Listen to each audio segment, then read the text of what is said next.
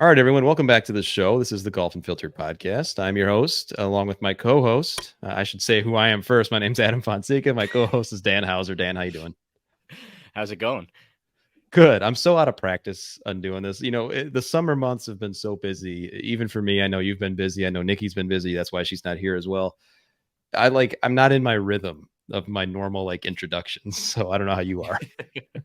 Yeah, it's been all over the place. I almost had to be like, okay, which show are we talking about? What's the Right. topic? What are we doing here today? So yeah. Yeah, it's been all over the place. No, we didn't even talk about doing this beforehand, but you are a host of another show that is not related to golf, but are you even able to talk about it? I should have asked before.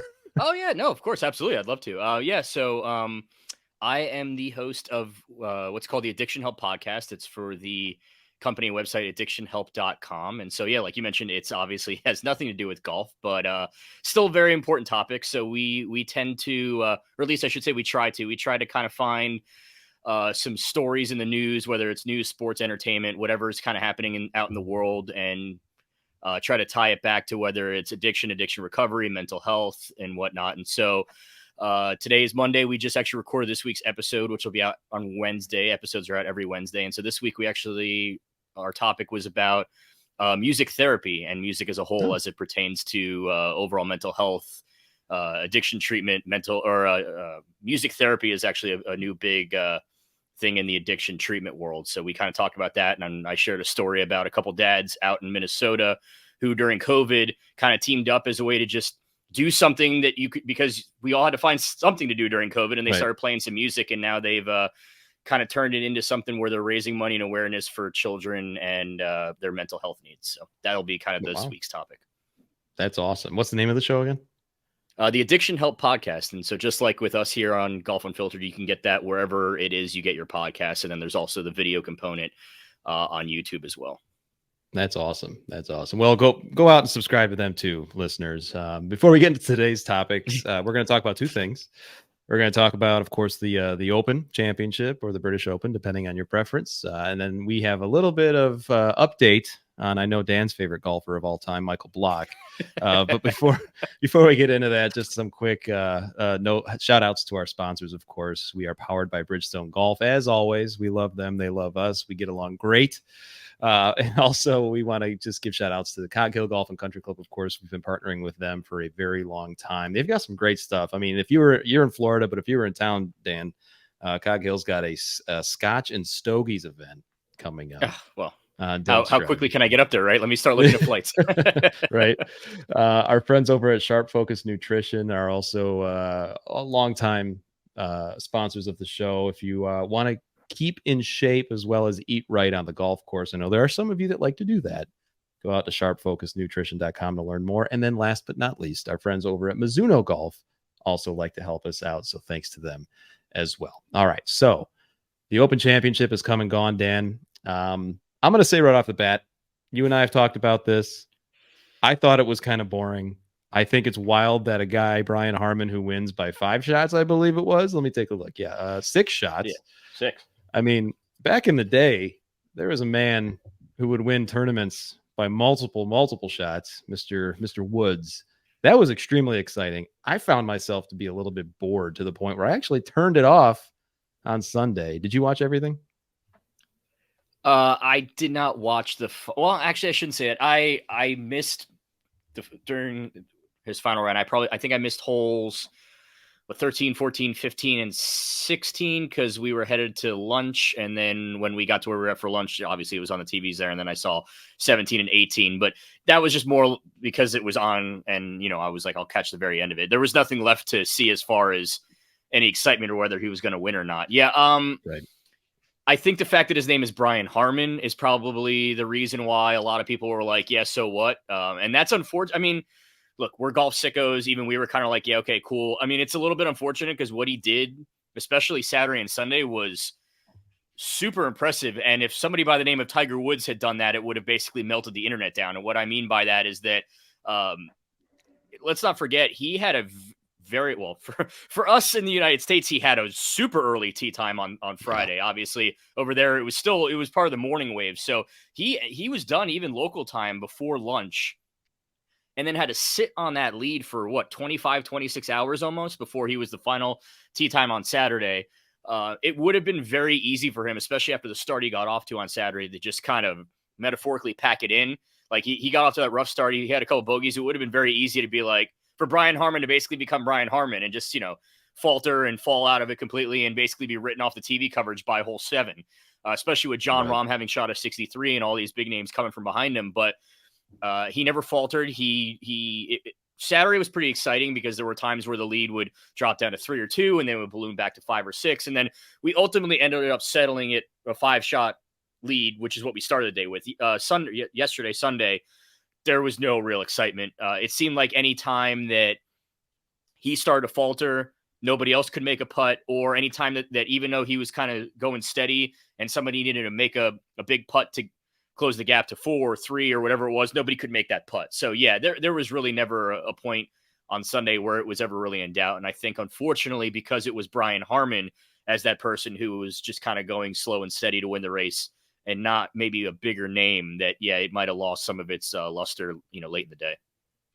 Yeah, it was a fun tournament to watch if you like that type of golf. I mean, Sunday had really, really bad weather. It was a downpour pretty much throughout the entire round.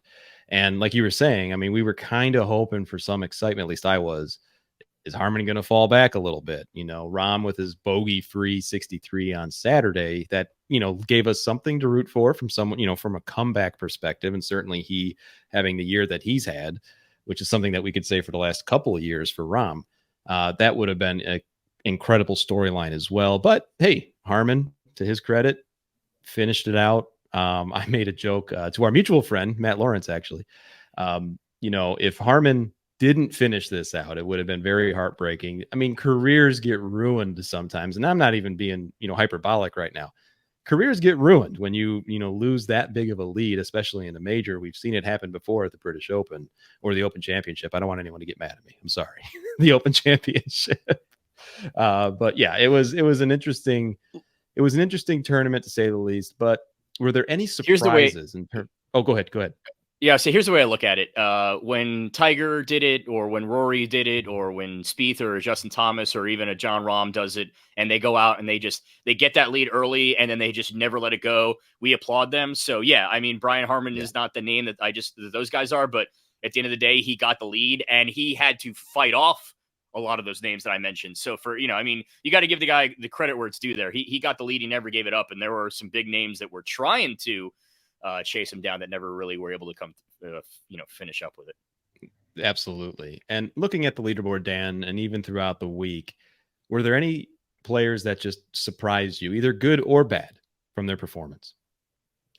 Yeah. I think Sepp Straka had a really good performance. That's another one of those names where you don't really expect to see that name Sunday at the top of a leaderboard. And he was coming down the stretch there, and he was another one of those guys where I was talking about, like, had he hold maybe 1 or 2 more putts, it would have gotten a lot more interesting later in the day. That was definitely Tom Kim. Same thing. I know he's young up and comer.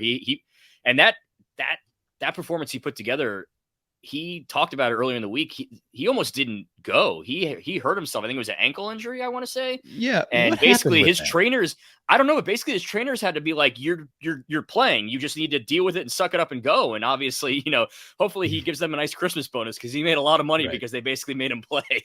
So that was nice to see. Obviously, Rory backdoor top 10 in a major, the real tradition, unlike any other these days. Once again, he gives us just enough to think that we're finally going to see him do it, and then he doesn't. But I feel like we're pretty used to that these days. I think, though, the biggest surprise for me was Justin Thomas. Yeah. Wow. Don't get me wrong, there were a lot of big names who I kind of forgot they were even playing because they just were now not even in contention. I think, what did we see? Maybe 2 Dustin Johnson shots, between Thursday and Friday. At one point I had to be reminded that he was even playing because I was looking, down on the leaderboard. But to think that, basically this time last year, he was coming off a PGA Championship win. Now, we all famously know how he kind of got that win. And obviously it was shown in full swing where we don't know how much he actually won and how much Mito Pereira, kind of lost it. But still, at the end of the day, he had the trophy. And now you fast forward, 13 months later, and he's entered into the 3M Open this week just so he can try to make the playoffs. Like, forget major championships. Well, He's got to grind right now just to make the playoffs to get his exemptions into the elevated events next season. Think about that one for a minute. So that was really surprising to see that continue to struggle. That's wild to me. I mean, to think that Justin Thomas won't even qualify for the playoffs. I mean, he's at the time of I don't know, let's say it was Friday. I haven't checked today, but I think he was 74th on the FedEx Cup points list. And that's after playing 18 events. And I think he had won over $3 million. So that's the weird dynamic. And I don't know if that's a commentary of how the point system works. I know that gets, crapped on a lot. But I think it has to do with the fact that he's playing in all the elevated events. So as long as he makes the cut in those, he's getting inflated purses regardless. But yeah, still, it's, I don't think he cares about the money right now. He needs to continue to keep his status going. And I'm sure if you'd ask him, he cares about the Ryder Cup, which is another thing. He's got to keep playing in these events so he can try to get his Ryder Cup points up too.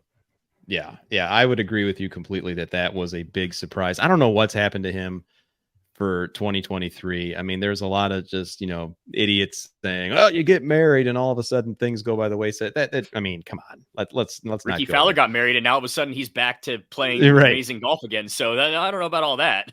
Yeah, exactly. And I think another surprise for me, Jason Day, he's been playing well, better than he has in years. The hatless Jason Day, because it was raining so much, was that shook me. I was like, oh my God, I don't know, who is this person? That's kind of like when Rory plays with no hat during the Ryder Cup. That's just like, whoa, wait, this is weird. But he was a surprise to me. I mean, it was nice to see him back on top of his game. Yeah, I think more than anything else too. And we talk about a lot of this with Tiger, where it's, he's a golfer, but he's also just a human being and a father. And so same thing with Jason Day. I think it's just nice to see him for the time being. I'm not trying to jinx him in any way or shape or form, but he seems to finally be healthy, or at least healthy enough to play regularly, which for several years now was not the case. It seemed like every other week he was having a withdrawal because of some sort of back injury, or he was sick or something was happening. So he seems to be putting together some consecutive weeks of staying healthy and being able to play all 4 rounds. And now I think as a result of that, we're starting to see shades of the old Jason Day again, where he was going out and regularly contending and even winning major championships. Yeah, when he's playing, he's a fun player to watch. He's someone that I've always been a fan of. Obviously, as you just mentioned, he's had the injury bug and every other bug, it seems, that somebody could actually catch. Oh, by the way, just as a quick update, Justin Thomas is now 75th on the points. So he actually dropped a spot. Right on the cutoff line. He's literally that cutoff player. Play hard, JT. There's not a lot of room to make up here. I think if I remember right, it's like beginning of September is when these teams have to be solidified. Let's put it to you this way. This week is one of the few weeks where it's not an elevated event after a major, and he's still playing. He's playing the 3M. No offense to the great people of Minnesota and the 3M Open, but Justin Thomas should not be having to play the 3M Open, and yet here he is playing this week. So there he is.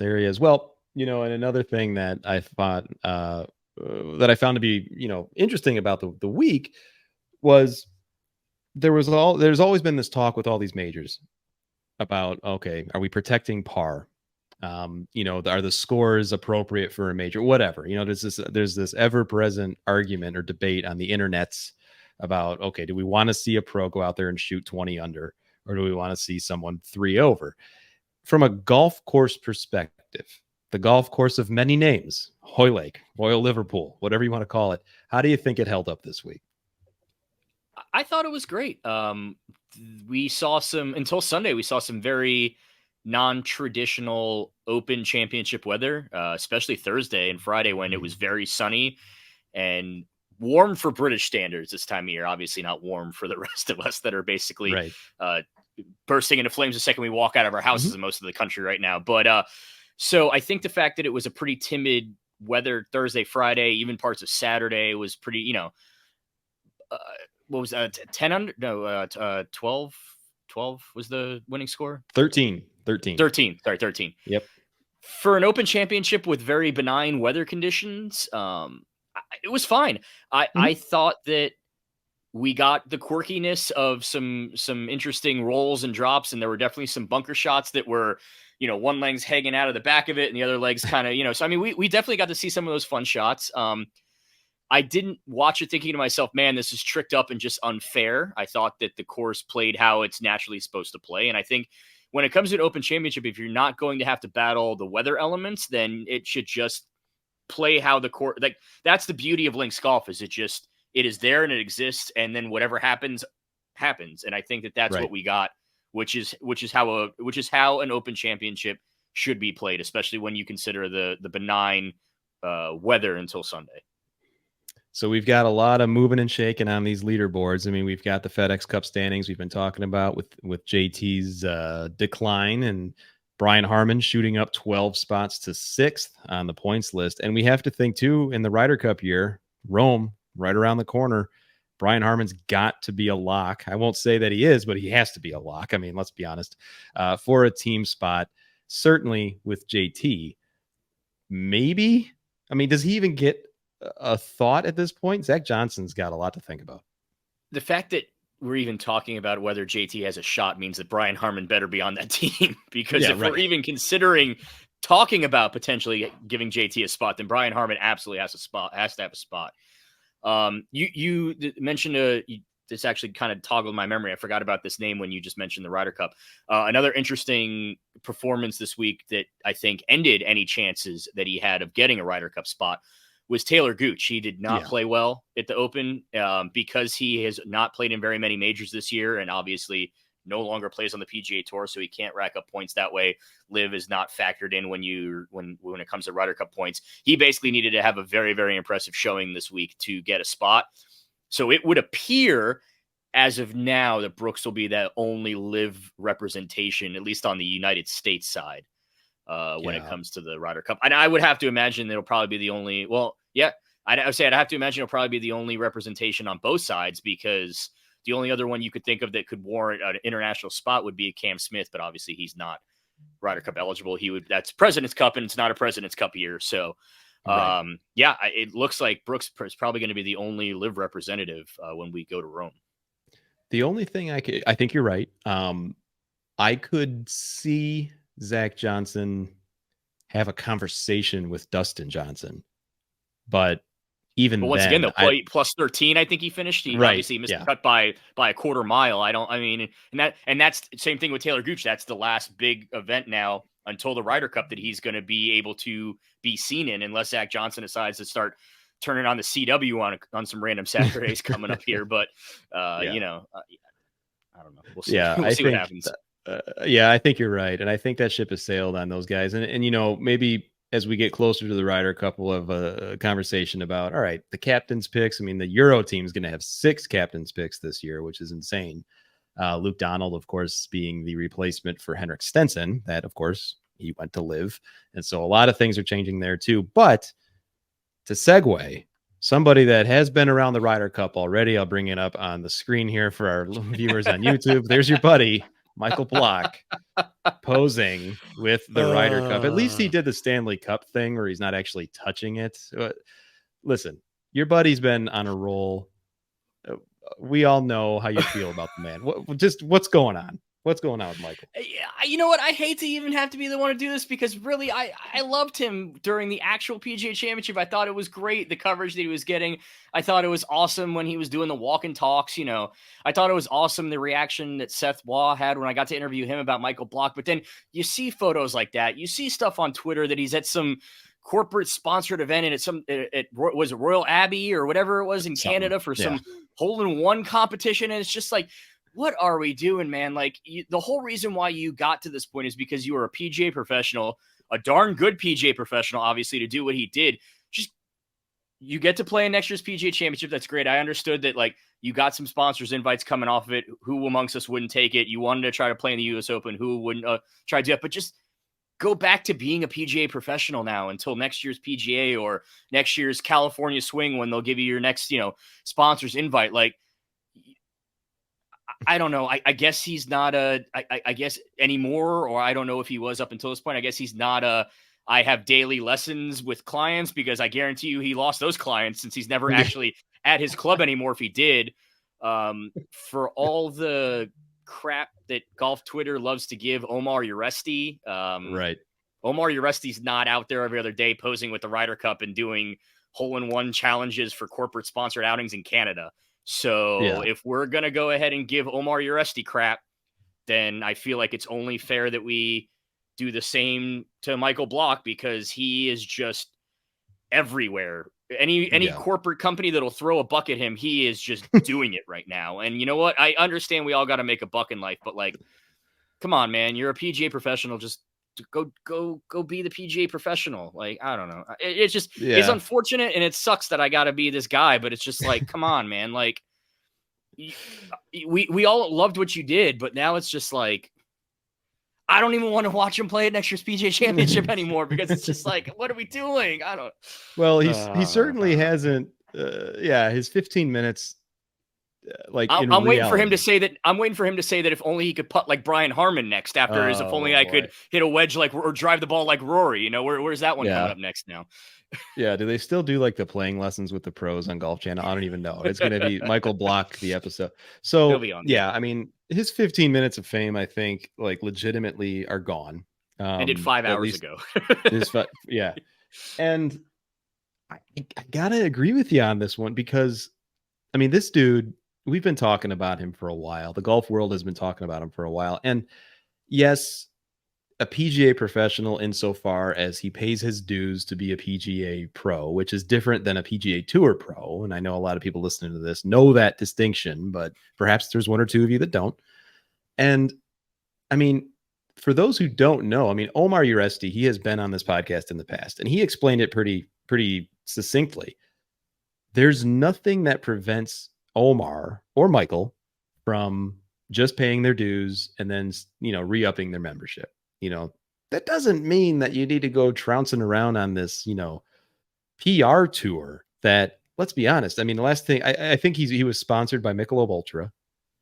He's Doers. I think he did a Doers thing. Doers. At some point. Yeah. I think at the US Open, I want to say. Yeah. Or maybe it wasn't Doers. It was some bourbon company. I remember that. I can't remember which one it was, but at some point though, and I don't have the limits in front of me right now, but these pros, I mean, I guess they can make as much as they want, but I mean, at some point it's like, all right, man, like, do you even go back to the course? Like you said, I mean, are you even there? And clearly he's not, because when does he have time to do so?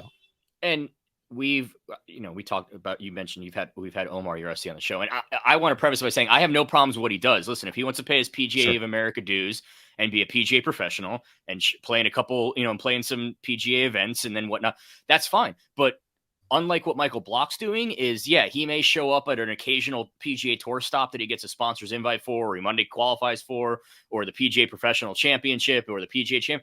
But then he goes and basically disappears again and goes back to, I don't want to say anonymity, but to his day job, to his whatever participation he's doing within the PGA of America, he goes back to doing that. I honestly wonder, has Michael Block stepped foot on his court at his club since the end of the PGA Championship? Because the internet would seem to tell us that he has not. Yeah, right. Well, I mean, and especially since this is the jump the shark moment for Michael Block.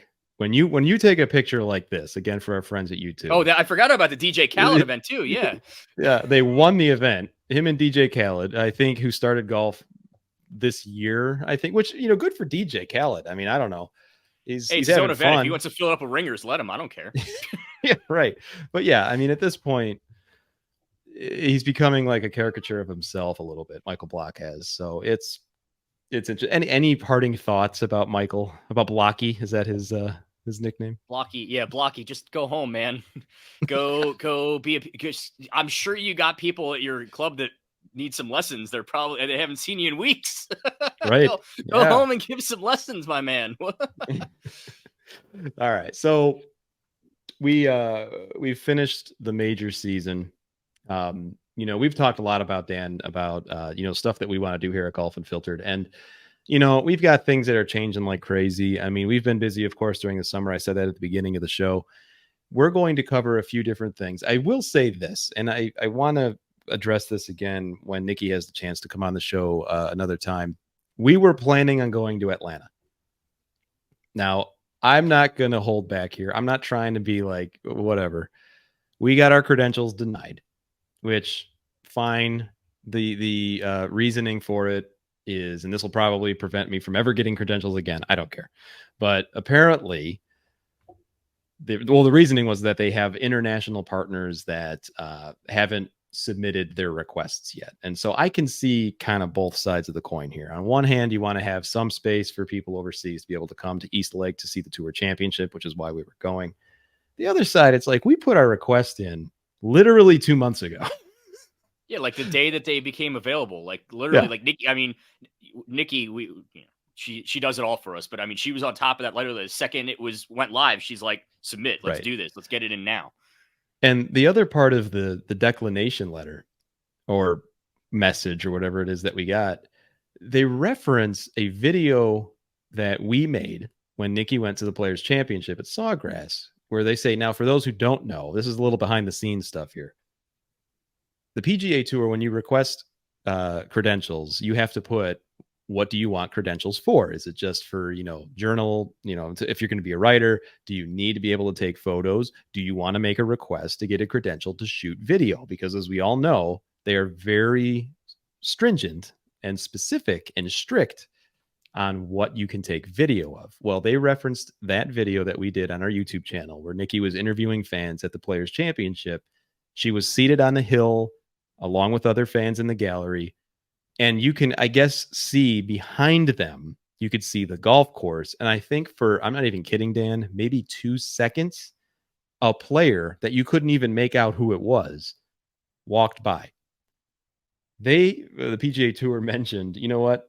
You had golf on video. Come on. Is this what we're doing? Yeah. So you obviously know this, Adam. Nikki knows this too. Obviously, this was part of how we kind of came together as a team. You and I, obviously, you knew this too, because you had me on your show in years past due to my affiliations with the other media outlets within golf that I had done work for. I've been covering golf now, professional golf, for, man, we're probably going on almost 10 years now. That's crazy to think that my first Players Championship was, the first one I did was when Stenson beat Spieth on that rainy Sunday. Okay. So that was probably 10 years ago at this point, almost.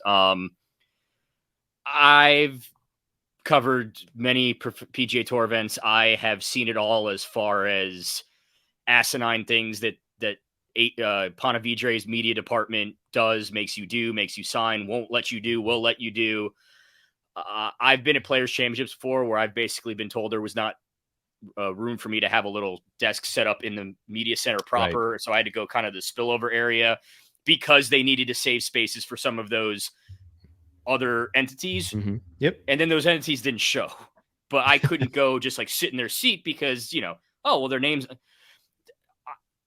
It has reached a point, and this is super unfortunate because especially now where we have division in the men's game, it's causing a lot of lack of interest in the men's game. We've sat here and talked on the show about how men's professional golf right now is kind of a mess. It's not a lot of fun to watch. A lot of the fans are kind of getting annoyed with things. So you would think at a time like this, you would want anyone and everyone who has even the smallest remote interest to come cover your event to be like, yes, what can we do for you? What would you like to do while you're here? How can we make this? How can we accommodate you?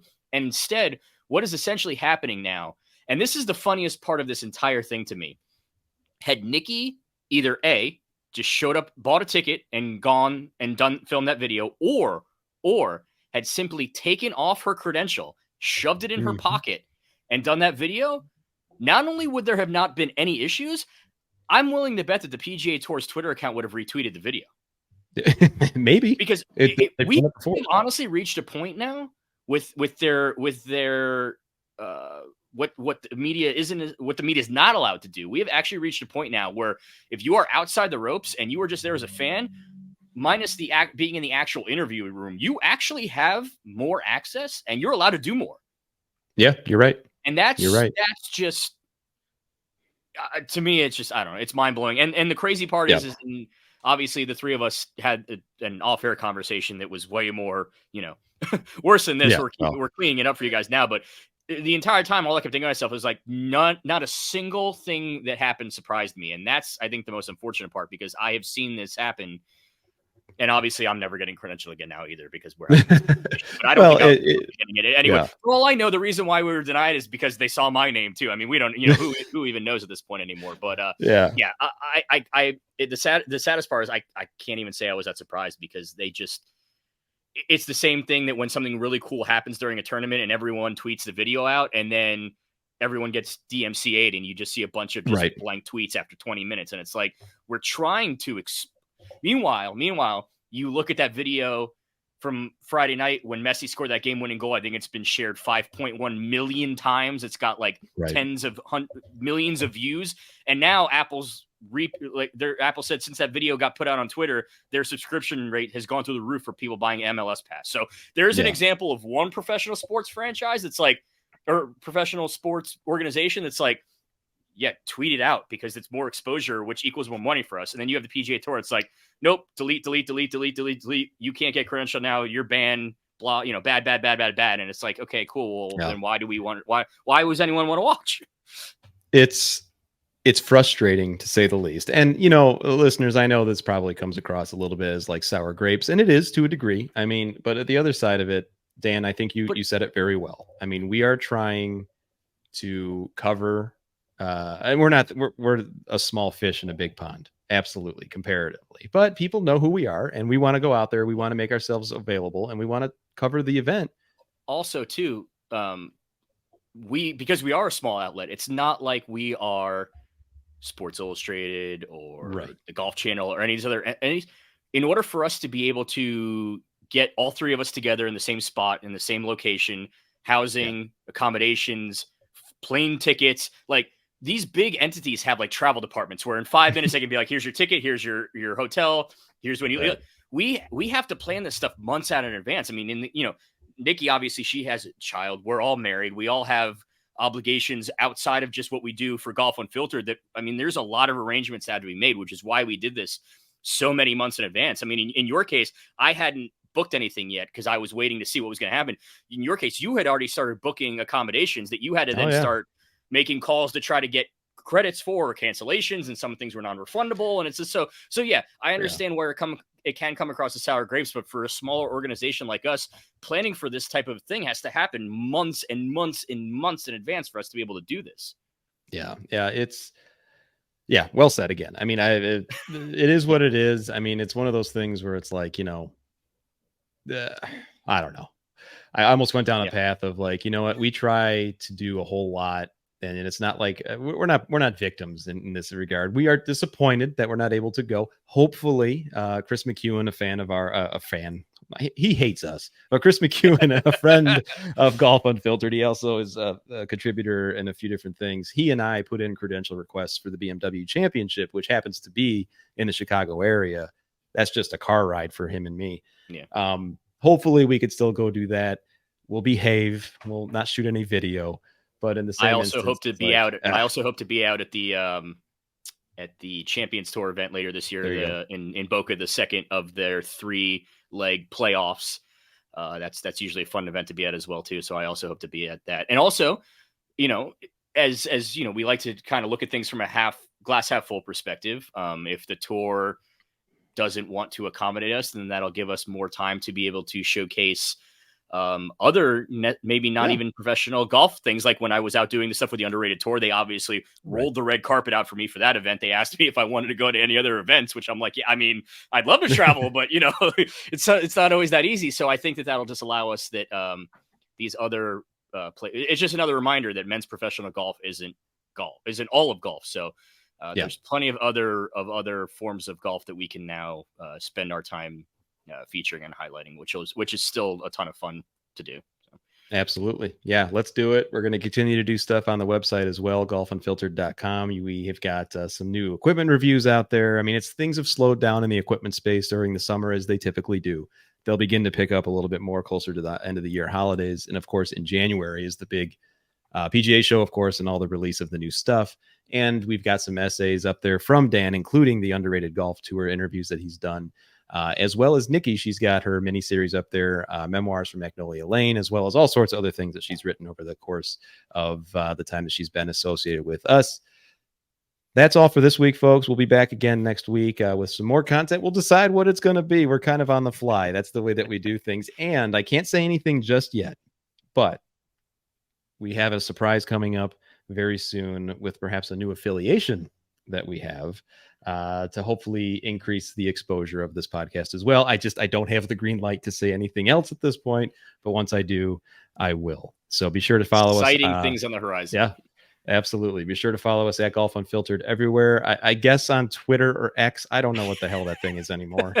I mean, we're there. So apparently, I guess if you have it on the app still, it's still Twitter. But it's my brother said I still have the bird. Yeah, but my brother said he logged on today on his actual computer, and then that showed up as X. Yeah. So I guess apparently it depends on what form you are viewing it on. I don't even know.